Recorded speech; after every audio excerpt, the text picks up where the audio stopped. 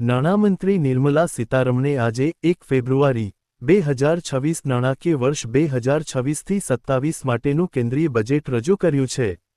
આ બજેટમાં ખેતી, આરોગ્ય અને ટેકનોલોજી પર વિશેષ ભાર મૂકવામાં આવ્યો છે. આજના બજેટની મુખ્ય જાહેરાતો આગળ મુજબ છે. ખેડૂતો અને કૃષિ ક્ષેત્ર. ભારત વિસ્તાર. ખેડૂતોને ખેતીવાડીમાં મદદ કરવા માટે એક નવું બહુભાષી AI ટૂલ લોન્ચ કરવાની જાહેરાત કરવામાં આવી છે.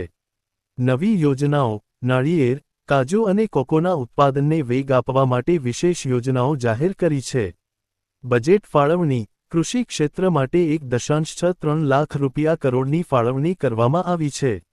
આરોગ્ય અને આયુર્વેદ. આયુર્વેદ સંસ્થાઓ. દેશમાં 3 નવી All India Institute of Ayurveda AIIMS જેવી સ્થાપવામાં આવશે. જામનગર માટે જાહેરાત. જામનગરમાં આવેલા WHO ગ્લોબલ સેન્ટરને વધુ મજબૂત બનાવવામાં આવશે અને ત્યાં આયુર્વેદિક સંશોધન કેન્દ્ર સ્થાપિત થશે. દવાઓ સસ્તી થશે.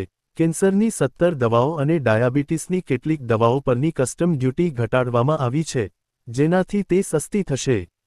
ટેક્સ અને સામાન્ય જનતા. Income tax slab. આવકવેરાના સ્લેબમાં કોઈ ફેરફાર કરવામાં આવ્યો નથી.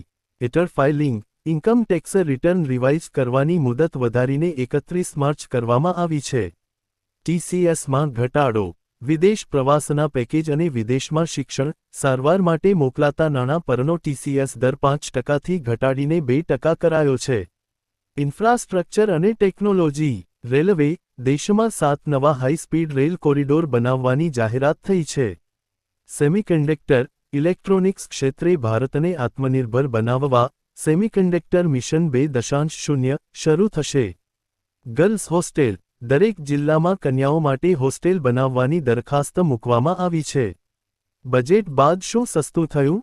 કેન્સરની દવાઓ, mobile battery, solar glass, microwave oven, કપડાં અને પગરખાં. બજેટ બાદ શું મોંઘું થયું? ખનિજો, સ્ક્રેપ, દારૂ અને અમુક આયાતી ટેલિવિઝન સાધનો.